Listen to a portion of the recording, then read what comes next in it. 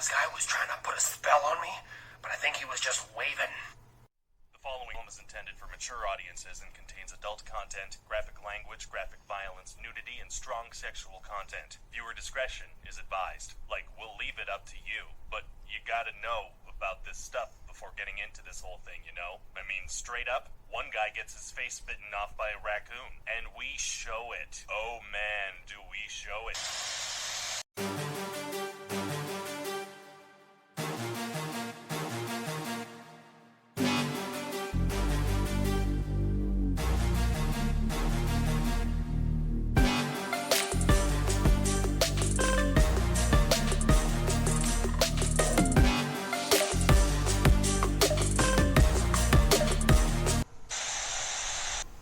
Hey y'all, he's Xanatos. Oh. And he's Kegs. Hey guys, how are you doing tonight? Quite well. Good. Yeah. So we're back, baby. Give us a couple minutes here before we bring on our guest, but yeah, it seems like we've taken a break without even realizing it. You know. Well, we all had a lot of stuff going on that needed to be dealt with, so I'm just glad we can be cock lock ready to rock again. Absolutely. And I do, guys. Who's our guest tonight? Well, tonight we have a very special guest from a very interesting area of the world that I've always found to be, well, interesting to me. I guess I should say. I'll rephrase that. We have Stalker on with us tonight. Mr. Stalker, how are you tonight, sir? How are you? Very fine. Thank you, sir, for hosting me here. Oh, it's our pleasure, bro. Well, we're beat me to the punch, man. Take her away. Yeah. It's our pleasure, bro. I've been told in whispers several times you were an interesting person, not only in the game but out. So that's the perfect guest for us. But I guess with that being said, who are you inside the game? And yeah, if you want to go from there. Okay, thank you. So, first of all, I would like to appreciate my gratitude to both of you, and I would like to apologize my language capabilities because I'm not a native speaker of English. So, you will spare any mistakes I'm committing in this convo. I'm in the game. I'm Stalker. Stalker in the game. Used to be of it in the past. It's now my call sign. I will take it later, but now I'm Stalker. I have been playing first of all in Shake and Bake with Ricky fucking Bobby. Sorry, is that uncensored here? No, it's X-rated, and I want to go fast. Okay, nice. So I've been in Shake and Bake in the very good start. Before even Shake and Bake, I was in a squad called HTS with the Spooky, now in LAAs, and afterwards I moved to Shake and Bake. 3 or 4 weeks later, I've been known to a great person. He was Choppy. Choppy was a back in Rock Squad. So I've known him from the Facebook. He has been a very cool, good guy on the Facebook, and he has been known for his videos that he is doing often, back when he was playing, of course. He was just a good person. He was a very good person who gave me interest in Rock Squadron. So I joined Rock. They were super friendly there, where I got to know one of my dearest friends in the game, Percussion and Duck. And these two have been the very two close person to me in the game, and I consider them as a valuable asset that I came out from the game and from the community here in SkyWarriors, in which I love very much the community. So we'll skip the drama. Happened some stuff in Rock, and we didn't go aside. Have been a misconfuse or mashup between things, and I took someone's side, so I get myself kicked. Of course. Welcome to SkyWarriors. Yes. I think about some people know about this mashup that happened in Rock. they were just abusing someone, and I didn't like it, or I've been talking. By the way, I have been promoting from advisor to vice commander. I reached vice commander in Rock. And to be honest, I won't lie, I have been feel like very privileged and honored to be there, because these guys are great. They have been a very good community back then. And some problems happened, so I spared them. Well, I got away, me. Big shout out, by the way, to Perk, Duck, and Fayer. Yeah, much love to Rock. Yes. You know, all those good Yes. people. I don't know about Xanatos or Fair was a Cool-Kegs, great but person as well. Fair was a great person as well, and I have been known to a lot of people, which all was nice back then. oh yeah, So after this mashup, me, Perk, and the Duck, we all left Rock alongside with some other people. So I went to LAA. I've been introduced there by Khaleesi, which is a very good person, of course. And after I joined the LAA, I fly with them a little bit. Then I jumped. Since then, I'm like immersing between squads. I've been to War Brothers, F-35. Currently now I am at Junkyard Dogs, so I'm like taking my time between all the squads. I don't have a home yet. That's the game. yeah, it's not And bad. by the I way, spent a long time very doing that. interesting. Yes, I've been very interesting that since now I started the game for about 1 year, I didn't spend a penny on the game, an absolute free-to-player, which is something I'm very proud of. Reaching tier 7, competing in competitive squads, I have never spent a penny on the game. Well, you know, These guys are good. I'm curious now, so we can bounce back and forth, but who are you outside of the game, and you know, who are you in your real life? Okay, that was a side of the game. In the real life, I'm 26 years old, born and raised in Egypt. I've joined the military after my high school.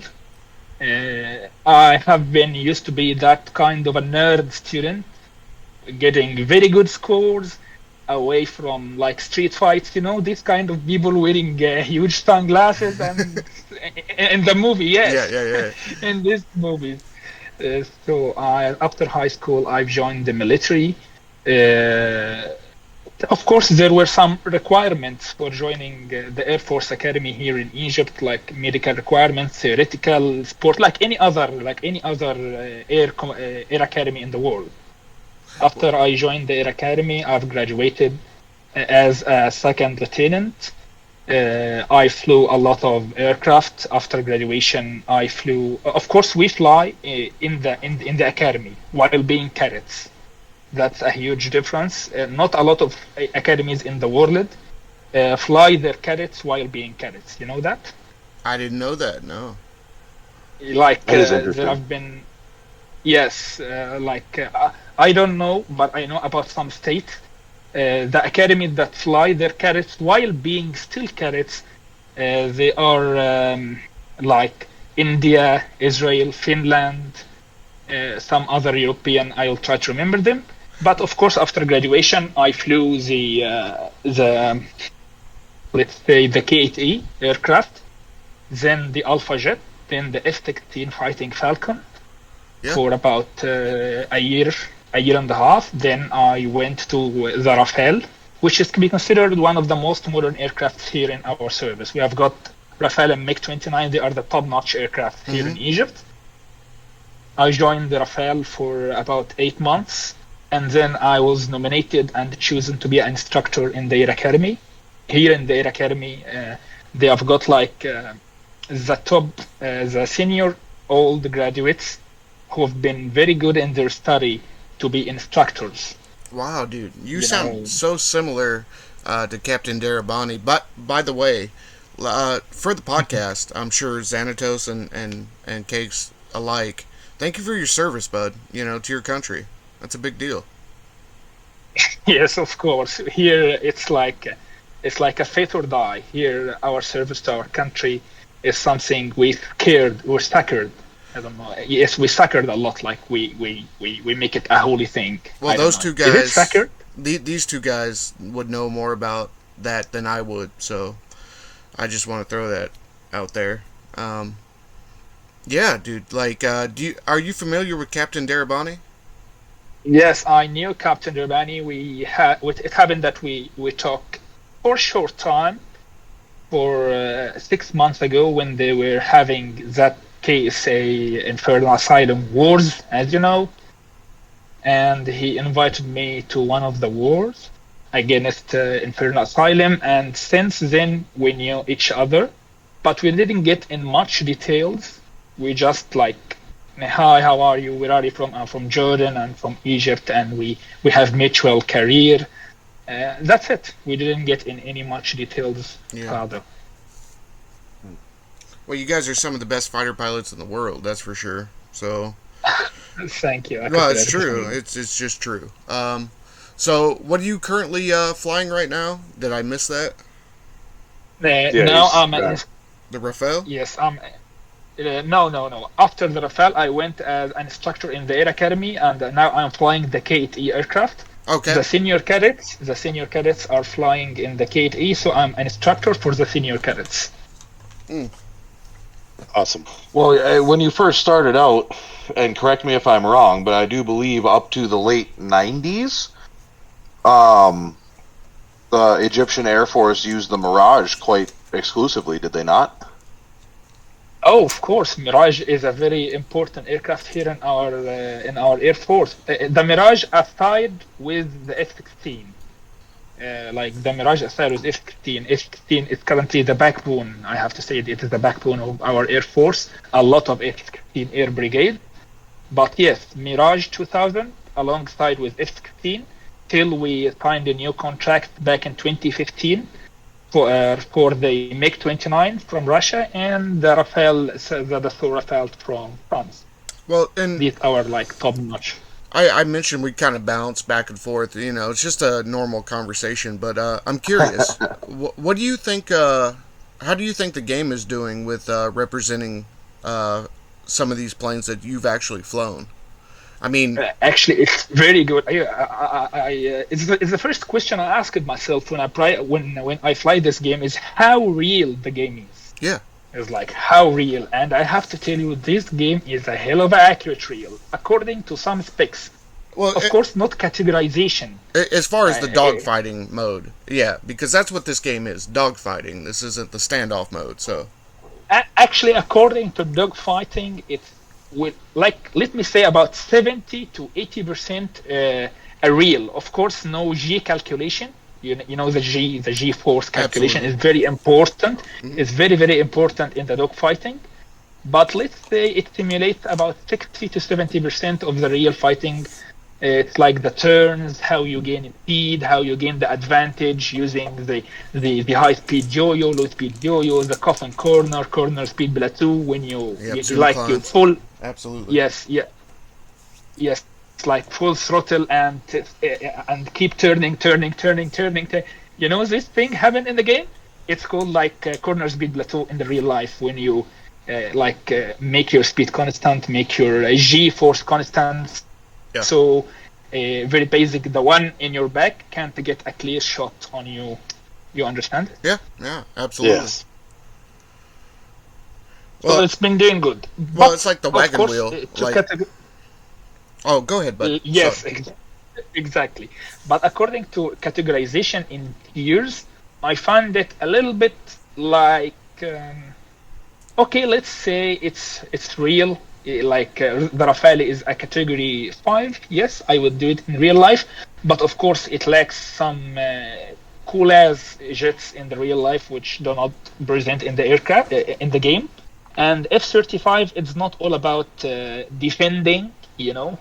Of course, I didn't flew the F-35, but I think it's much more than that. F-35 is a miracle according to its avionics, of course. Right.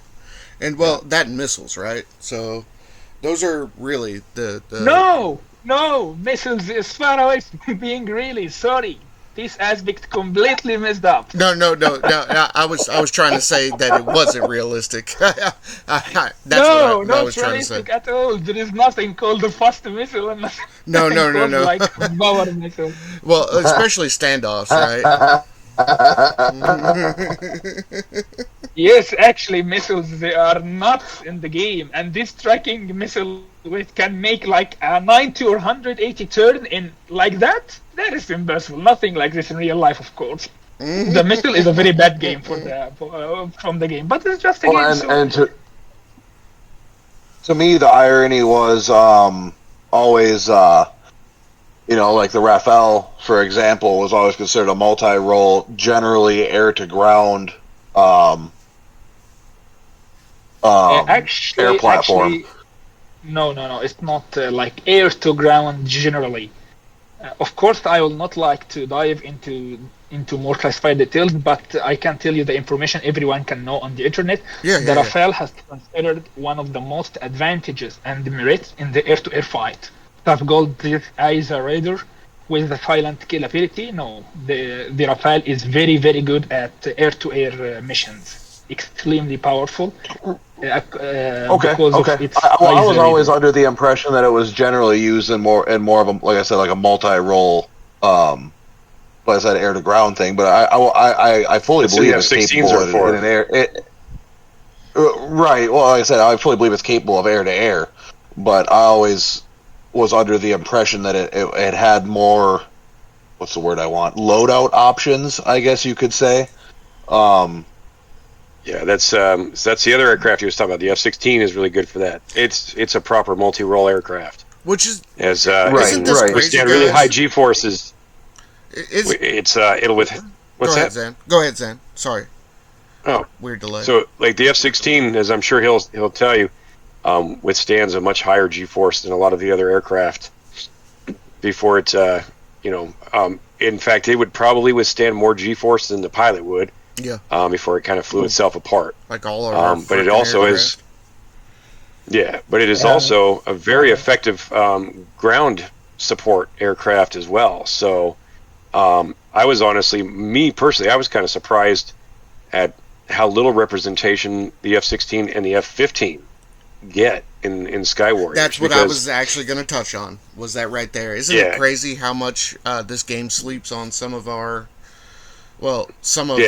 best aircraft in the world? Like, even the MiG-29, like, it's much better than what it's represented as. Yeah. Well, that was kind of the point I was driving towards, too, is like in skirmish, obviously you have some, like, ground targets in the ships. And I always thought it'd be cool to have, like, a ground option, or a specific missile or whatever for an actual, like, air-to-ground assault instead of just, what we have. Yeah. Well, and here's the thing. What do you think about the Block 70, as far as you know it, Stalker? Block 70 is great, of course. Have you had hands-on? No. The most advanced block here in Egypt is Block 52. And I have got the honor to fly alongside with Block 60 in the United Arab Emirates when they came in the Bright Star and these common training missions and the campaigns here in Egypt. The most recent one was Bright Star 2023. Yeah. But I've never flown the Block 70 or even the Block 60. The most advanced one is Block 52. Of course, the block variants of the F-16 is like a total upgrade.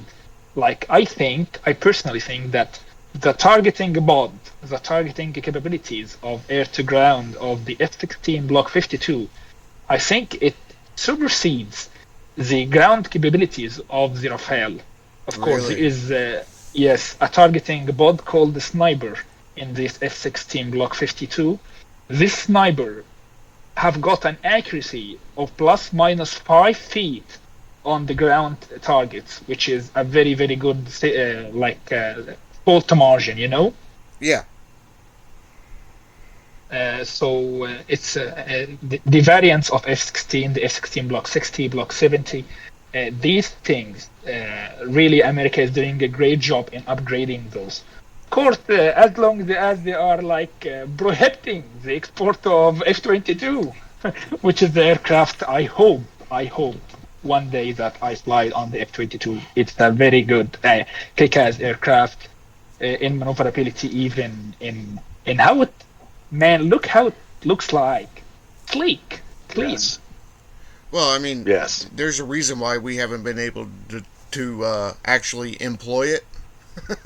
That's how good it supposedly is. I mean, it's hard to tell, but honestly, But let I me tell believe you it. something Yeah. that you will not find. Let me tell you something that you will not find on the internet. Of course, the participation of the F-22 in the joint trainings outside of America is very limited and very few, and you all know this. Because you will never see a training joint between a Russian air defense and the F-22, for example. Yeah. You understand what I mean? Oh yeah, yeah, So yeah. Top secret there shit. have been yes, there have been a problem back in Turkey from year and a half or 2 years. Turkey is using the S-400 from Russia as their defense system. And Turkey, at the same time, is deploying or using the F-35, which has got a very stealth technology, alike of the F-22. So there have been a mishap here. The United States, I remember that United States once made some rules about the countries using their aircrafts, like the F-35, to be not using the S-400 and, of course, the S-500 of the Russians. Right. Because they don't want them to find out capabilities of one over the other and then give it to the wrong hands.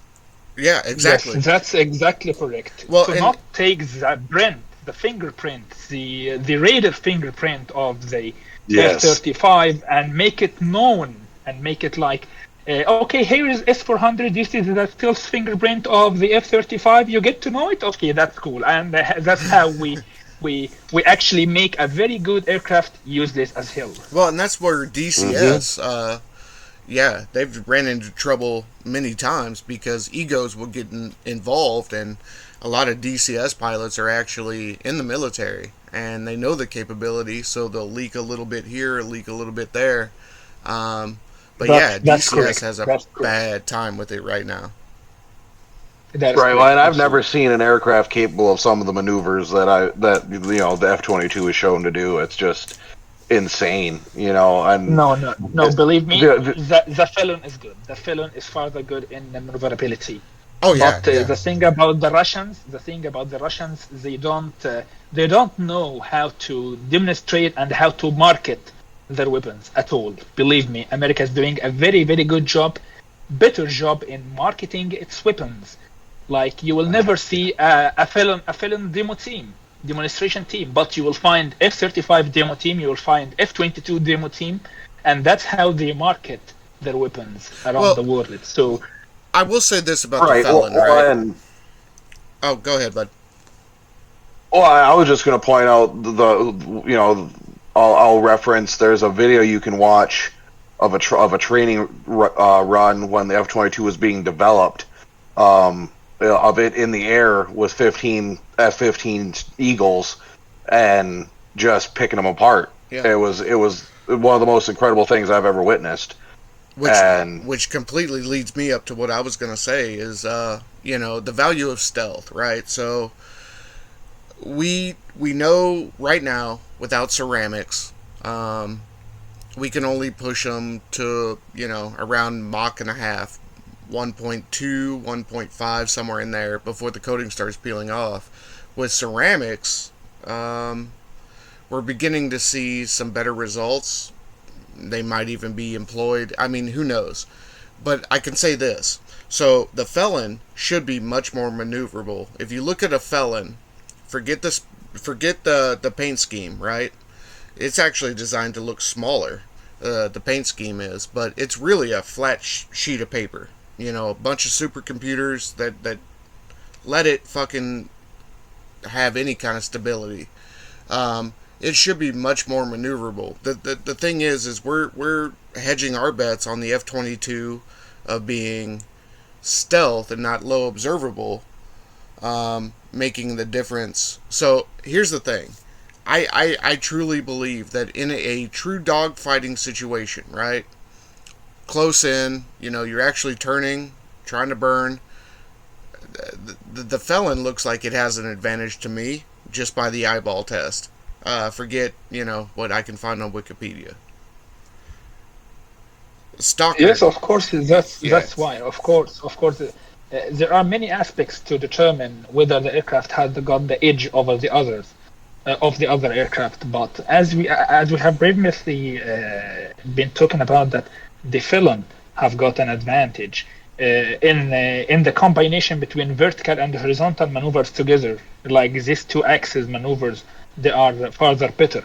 But we can't not just compare to each other, because actually we will never see a dogfight between these two heavy aircraft. And let me tell you why. Because the BVR solutions now does not allow a dogfight to happen. Because if a dogfight happens, this means that both the Felon fighter and the F-22 fighter, they are in a big failure. Because the capabilities of their aircraft, of their aircraft can give them a clear shot, a clear advantage from over that 120 miles away. You're like, of course we know the AMRAAM. These things are not classified anymore. The AMRAAM, the M120, and the L-57 of the Russian Felon. These fire and forget missiles have got the pilots and the fighters now the capability of just fire and forget. No need to go on a BVR, on a non-BVR, like a dogfight fight. There is no dogfight. Right. I think dogfight will cease to exist. Dogfight will cease to exist nowadays. Bro, this is exactly why I was so excited to have you on. To have a real fighter pilot talking about tactics and in a video game that's designed around fighting planes. It's great. I don't know. So Thank you. Well, let me ask you this. So Captain Darabani, right? So he's from Jordan. He flies an F-16 as an instructor. I know that much, and I am allowed to say that much.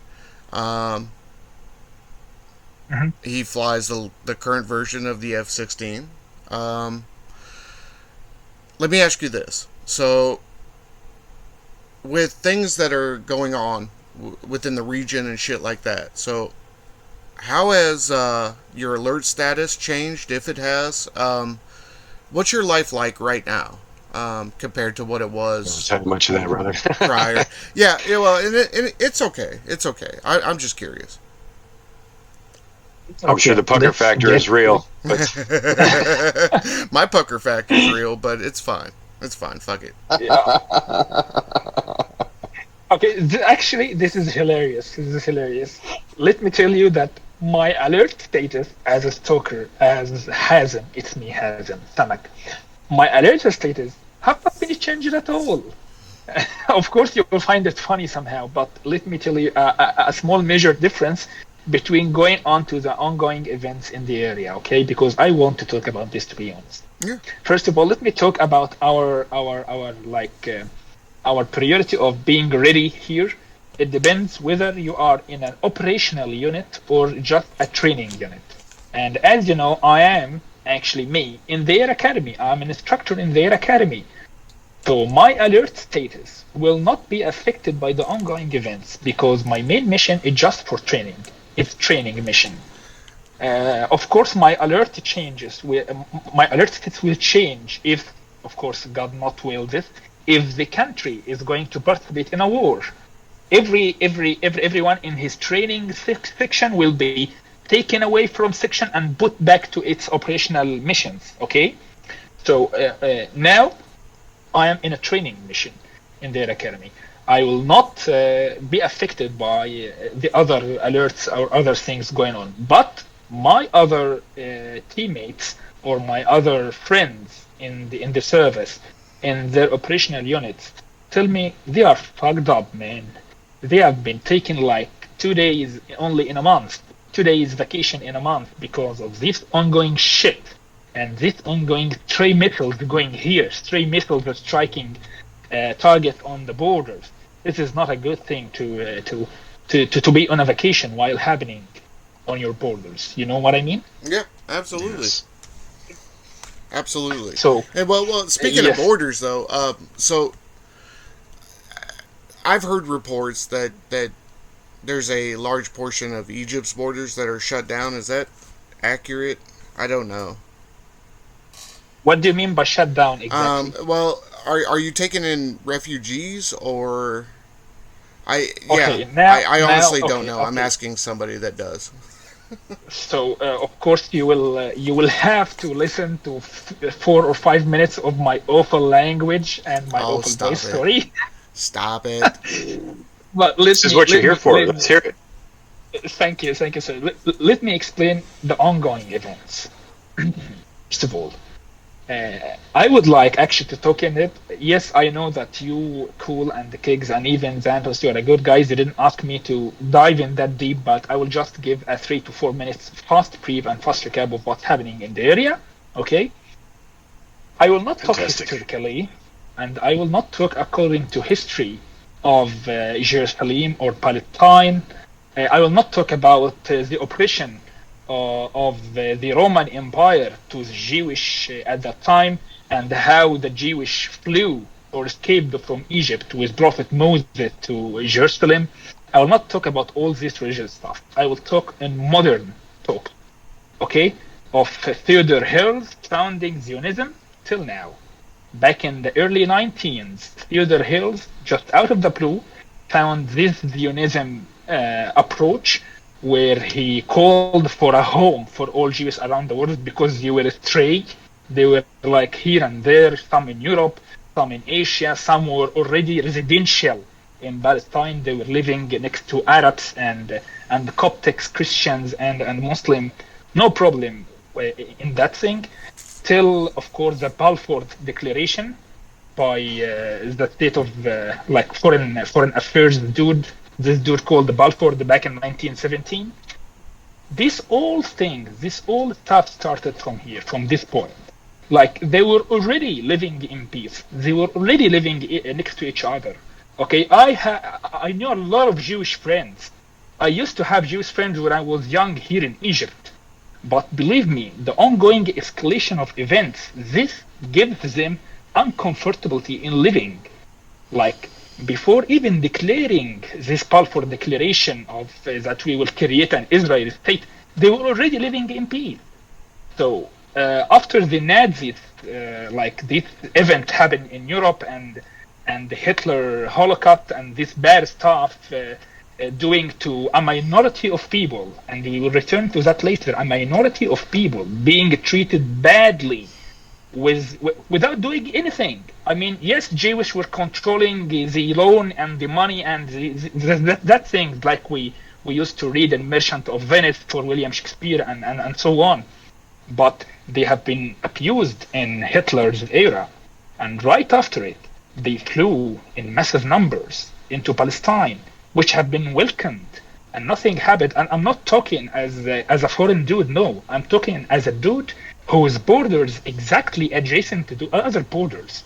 Okay, we have got friends coming here and returning back, and there was absolutely no problem.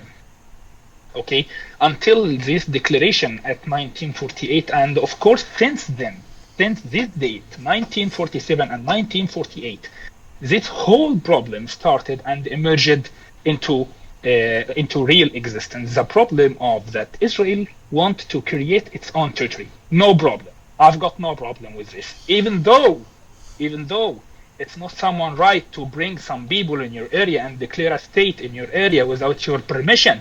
It's okay. People came here and want to live in peace, and we are a hospitable people, and we will live in peace. Okay, stick to the borders declared by Balfour.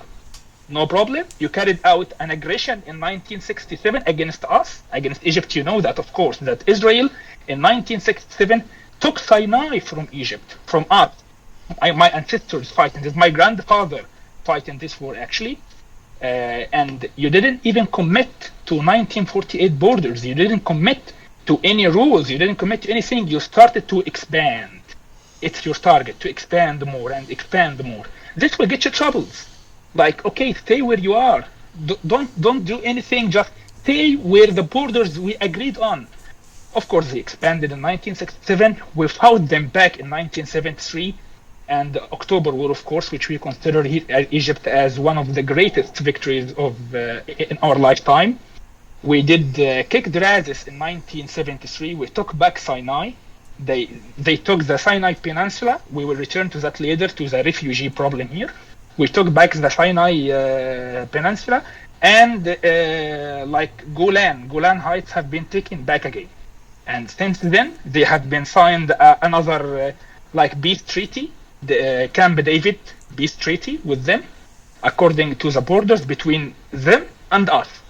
Okay, you will not take Sinai. You will not take an inch of Sinai, as the president said that at the time. In the opposite, that you respected our sovereignty on our lands, we will be the first Arab country to admit the existence of Israel. That's a very good news. Egypt, back in 1973, according to Camp David peace treaty, was the first country to accept the existence of Israel. No other Arab country at that time even tried to accept the idea of accepting the state of Israel. Since that time, colonization of Israel didn't stop. Oppression didn't stop. And as I declared before, I'm a pro-Palestinian, so I will talk using some words which others might not like, but that's my approach. That's how I think. And of course, I'm free as anyone else free to express their ideas. They didn't for a second stop their oppression. They didn't for a second stop their greediness, their being greedy to take more and more and more lands. Of course, we Egyptians witnessed that greediness by our eyes back in 1967. And if it didn't came for our army to rebuild them from Sinai Peninsula in 1973, they would have still occupying Sinai, and they will still have the greed to spread more and more. We'll cut it short here. We'll just bring back to our problem nowadays. Hamas. Of course, no one, no sane people, no sane logical person will accept the idea of killing innocent civilians. So for any country, for any responsible man, he will condemn and he will refuse the killing of innocent civilians. We are not here to doubt whether we want civilians die or not, but let's just take us back to the reason why Hamas even existed. Bring some people in your backyard, in your home, lock them in an open-air prison, oppress them for 75 years. They will not just breed Hamas, they will breed aliens, man. You will find aliens coming out from these people. Due to what? Due to oppression for 75 years, due to hostility and hostility actions from Israel state for the last 75 years. 75 years you are trying to strike them, you are trying to colonize Zionism state here. We urge the people of Palestine to evacuate this place because it will be taken as a Zionism territory. We urge the Palestinian people to report away from this area because, and so on and so on. Of course Hamas will breed. Of course aliens will breed. Of course dark demons will breed, not just Hamas.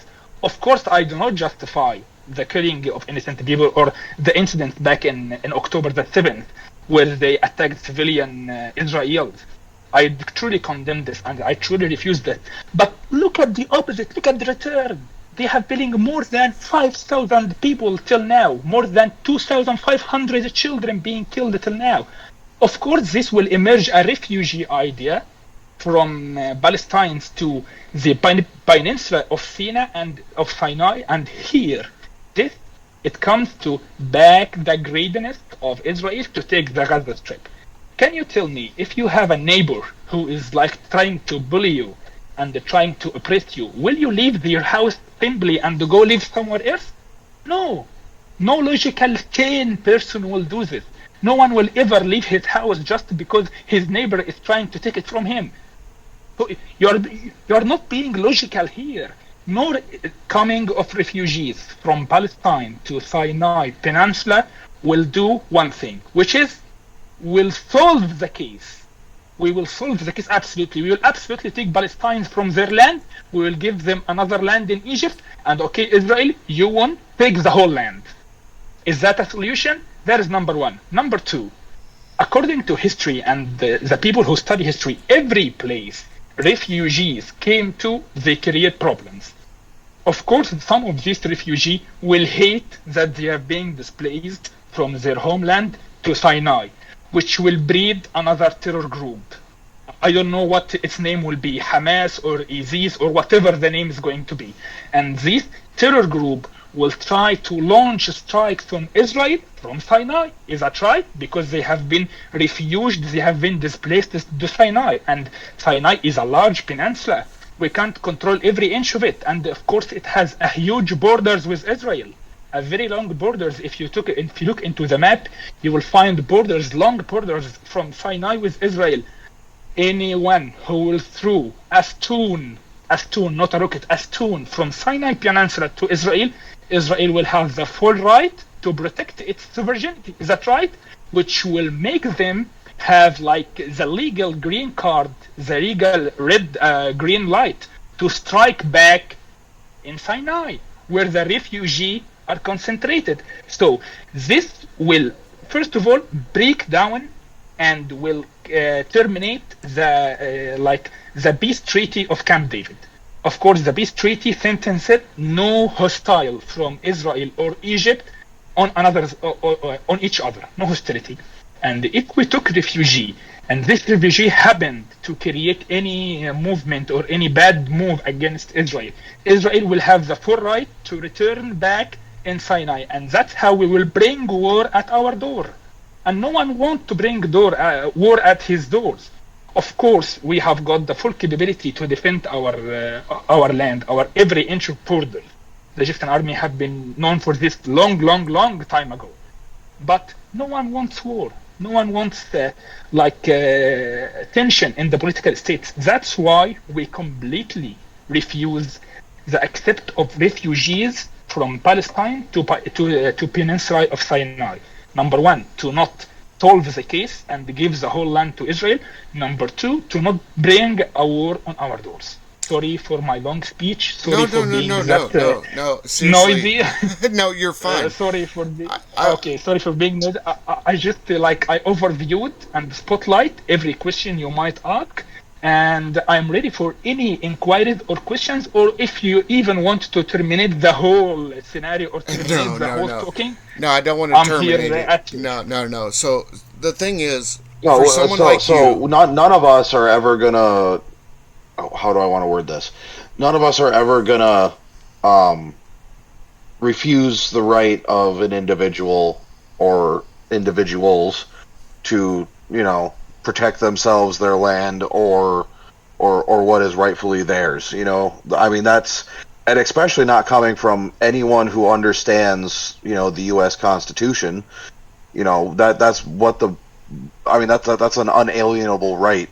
In my personal opinion, the right to, freedom, the right to your own, your own land, your own home, the safety and sanctity of that home with your family. No one is ever going to think wrongly of anyone for defending that. However, there are right and wrong ways to go about it, and that I feel like is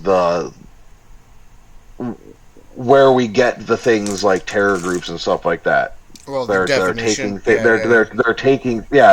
things and twisting them to meet their own goals. Extremist levels, yeah. And exactly. And I know multiple people, and I'm not saying that this pertains necessarily to you, Stalker. So I don't want to make it sound like I'm putting words in your mouth. I'm not. That is not my intention.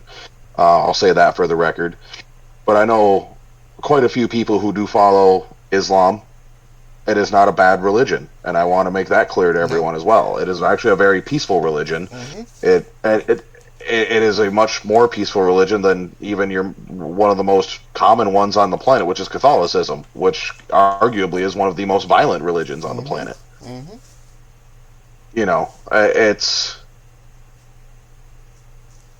like I said, people have the right to defend themselves, but I feel like, again, there's a right and a wrong way to go about it. Okay, let me explain something. Of course, you are completely correct. There are right and wrong ways to approach your right. That is completely right. But what do you expect from people put in an open-air prison for 75 years? What do you expect them? I would say desperation breeds. Standard? Yeah. Of course. Do you expect them to keep their standards of humanity? Do you expect them to be educated and asking for the rights? Of course.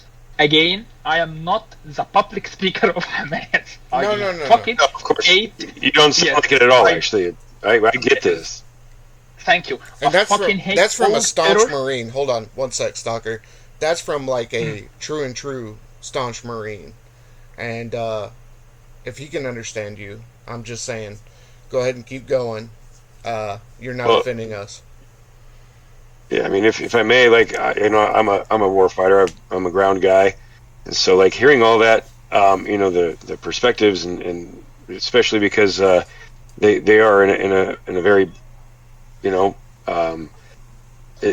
whole area is just not. Doing so hot at the moment, and it's right on his doorstep. And so I like this part because it's real. He's right there, and it's exactly where I would end up being, if a big war were to kick off or something like that. And so this is kind of where it comes in, where guys in the military from other countries, the branches, why we all kind of share that same kind of bond, because it's like I've been there, I know what that's like, and it's interesting, and I really appreciate hearing it and what's going on in his perspective there, if that makes any sense. Oh, thank you, Xanatos, for your kind words. I really appreciate it. But as you can see, my thrilling and my enthusiasm in talking is all emerging from the idea that everything is happening next to my doorstep. That's how, like, I feel in every second that Egypt. I'm afraid that Egypt will be triggered in such horrific acts, because, like, you can't stay away in the middle of a fire ring without even feeling it's warm. And actually, it's not just warm; it's scorching here. From our left, Libya and the mercenaries, and the problem of Turkey trying to send the mercenaries in Libya to fight the government, and the government fighting with the army. That's from our left. From our bottom is Sudan. A huge civil war in Sudan, and the division of Sudan to North Sudan and South Sudan, and this quick reaction forces, or I don't know what their name, trying to cope on the president and the military. And from the upper, we have got the Mediterranean Sea. It's water, but there's problem happening there in, like, the natural gas fields being discovered, and how a lot of countries are trying to race. Everyone's trying to race to like take these fields being discovered. And from the right is the problem of Hamas and Palestine and Israel. We are actually in the center, in the very, very middle and center of horrific acts and major instabilities around the world. And that's why we have got army in the highest alert states ever. From your left, from your right, from the up, from the down, from everywhere you are surrounding with threats. So yes, it's really scorching in here. And just in order to not neglect what Kegs have been talking about, he have been talking about the right and the wrong ways to approach your right. Of course, Hamas is wrong for approaching its right by killing civilians, but believe me, bring a group of kids, just a group of kids, not a people, not a population. Bring a group of kids in your own backyard and lock them for only 3 hours, not 75 years. Lock them for 3 hours, and you will start seeing stones thrown at your window, and you'll start seeing the door being kicked, and so on. Of course, I'm not justifying what's happening. I'm just telling you why it's happening, because they have been at risk for over than 75 years. Don't expect how their reaction be. A wise man once told me in the military, and it's like a common sentence in the military. When I was a cadet, of course, I used to be a troublemaker. I used to do a lot of troubles when I was cadet. An officer once told me, you have the complete right to take your action, whether it's true or false. And I have the complete right to take my reaction, whether it's true or false. Of course, I am against this word, to be honest. I'm against it. But you choose the oppression to Palestinians, you will expect this oppression back. And talking to this genocide happening now, this is not the case what is happening now. Of course, Hamas is completely wrong and completely being condemned for his actions, but you reply this Hamas terror action by genociding and wiping and ethnic cleansing of a whole population. You are trying to a continuous bombardment. You are using your most advanced technologies. I'm talking here, of course, about Israel. I will not bring the talk to the United States, who are sending 2 military aircraft carriers to the area under the cover of not letting Iran intervene. I will not talk about this because you guys all here are from the United States, and I don't want to get into it. It was a regularly training or regularly scheduled training exercise. That's what it was. No. United, yeah, come on. No, Gerald Ford is not deploying for training outside the. No, I can tell you what they're there for. The second carrier group is there primarily to get the hostages, particularly the U.S. hostages. Okay. They can house You get the hostages in an F-18 orbit. No. Will you evacuate the hostages in an F-18 orbit? No. They're utilizing all the assets that come with a carrier battle group to assist in the retrieval of those people. Yeah. Now, if a third carrier battle group shows up, then it's like, okay, now there's a problem. But they're not going to do much with the 2 right there. They're trying to get those hostages, is what I think is going on. I hope all the hostages were to be rescued. Yes, I hope all the hostages were to be rescued, and I hope all this drama comes to an end. But let's talk about back about Israel using its most advanced technology and capabilities in order to wipe a population where the most smart thing they have is a smartphone. Gaza population, the most edgy and advanced thing they have is the smartphones. Come on, you are bombarding them. You are using war crimes here. Of course, I will not get into it, but of course there are a lot of war crimes happening there, from using white phosphorus to bombing of hospitals and things. I will not get into this. All the world now is having smartphones, and all are watching the videos of the real footage, of course. I'm talking about the real footage, not the photoshopped ones. The real footage of bombardment happening day and night to the innocent civilians. If you have if you have hostages in there and you're afraid to hurt them, do not mass bombardment. If you really want a short-term solution for the problem of hostages there, that's why special forces are created. And of course, Xanatos is a Marine guy, and he knows what I'm talking about.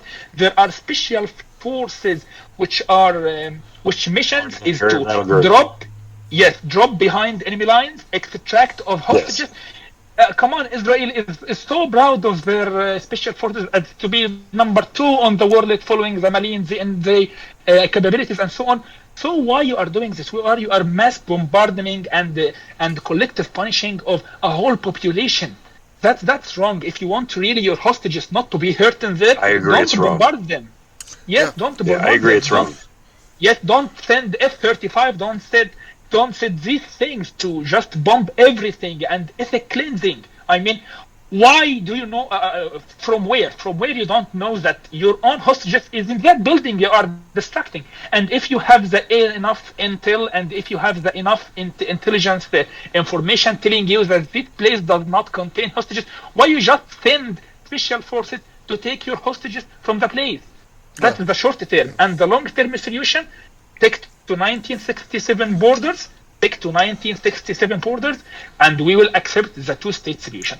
But believe me, creating and colonizing every second a Zionism territory for Israel, and like displacing of Palestine from this place, it will not solve anything. It will breed more Hamas, it will breed more terror groups, and it will breed everything. Yeah. That's if I. Well, let me tell you this. Right. Yeah. What is the end game here? And actually, can I just jump in here for a second, because I had a big question. Yeah, go for that it. I wanted to ask Stalker here.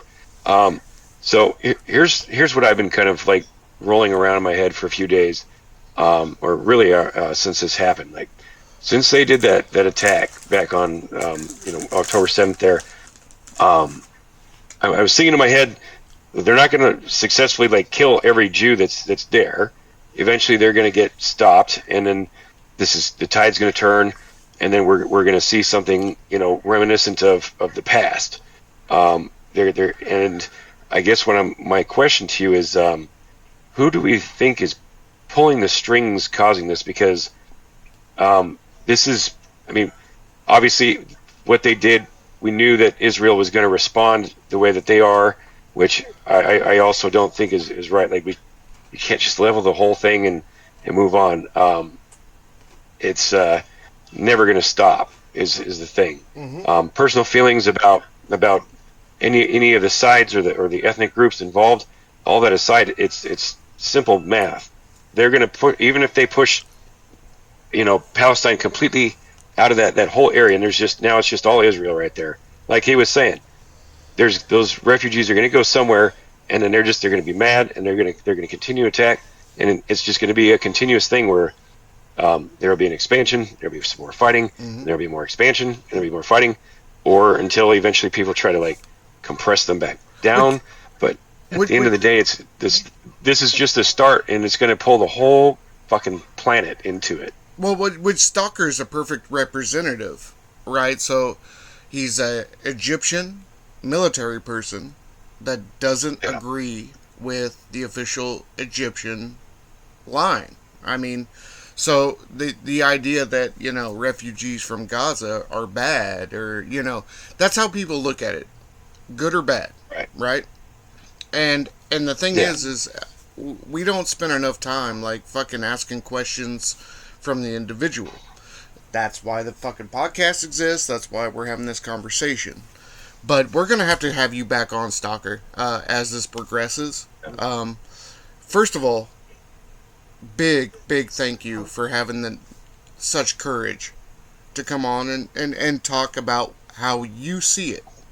And I want to make this clear to everybody. I'm not a representative of America. Neither is Xanatos. Neither is Kegs. No more than, Stalker is a representative of billions of people. Millions, whatever. However, the reason why I think this is so awesome is because I can learn how you feel, and I know who you are as a person for the most part. You see what I'm saying? Like, we have to have more than just a Stalinistic approach to anything, really. Everything is not everything. Individuals matter, and thank God for the internet, because we're starting to understand that there's more than one perspective, of course, but there's also more than one reason for such perspectives. As cheesy as that sounds, but I don't know. Did you want to shout out? Well, it's just like you can use the analogy of an onion. There's multiple layers to be had. All you have to do is peel the damn thing. I'm a big ass onion. I'm a big ass onion. Yeah, that's what I look like. Probably smell like it. Depends on who you ask. Guys laugh.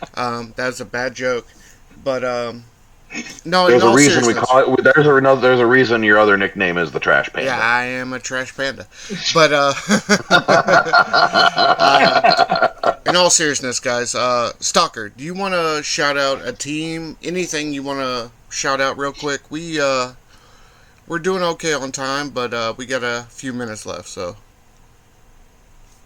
I just wanted to, of course, I will try to answer Xanatos' questions later, and of course we will have a huge conversation with Xanatos later because he is an ex-military. I just want to give a shout out to you guys for hosting me on your podcast. Of course, the most beautiful thing about SkyWarriors is the community. The most beautiful thing is people getting on each other. I have never been introduced to people from around the world and variety of places like I've been used here. So big shout out to all SkyWarriors team, of course, they have to reduce the upgrade cost of the aircraft because I am a free spender and that's what hinders me and keeps me from upgrading my TJAS. Come on, SkyWarriors, reduce your upgrade cost a little bit.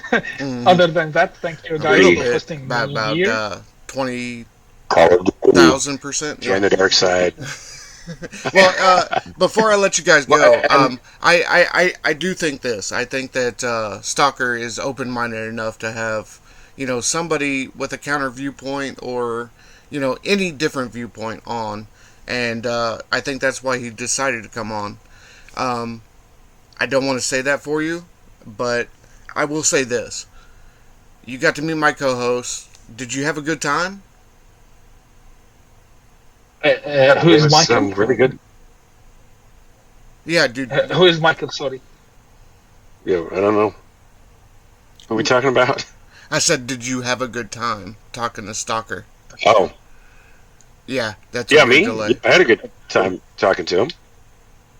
Well, I think what he's trying to ask, to be clear, is did Stalker have a good time? Yes, actually, I did have a great time talking to you guys, and of course, as Kegs said, I'm completely open-minded to any other person with any other perspective and any other thoughts, so we can speak together. We can showing our perspective to each other, and of course, we are all at the very end. We are all humans. We are all agree on how sacred our lives is.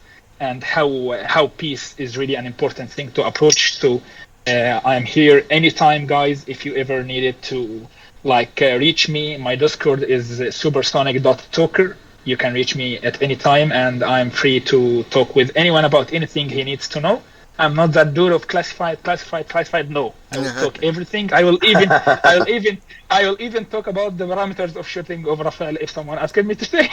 Brother, no, in all seriousness, it's been an honor to have you on, and I'm so glad that about 5 people told me that you'd be a good guest because you are. But let me say this, with everything being said. Well, stand by before we shut this off. Okay. I do want to give a big shout out to you, Stalker, for coming on and being willing to lay things out for us in an understandable fashion for just an average person who's listening. I want to throw a big shout out to you for that. I also want to throw a big shout out to you because I know you did come visit at one point. I remember seeing your name on the leaderboards, so thank you for that. We were honored to have you stop by. And it's my honor, brother. Also, thank you for your service.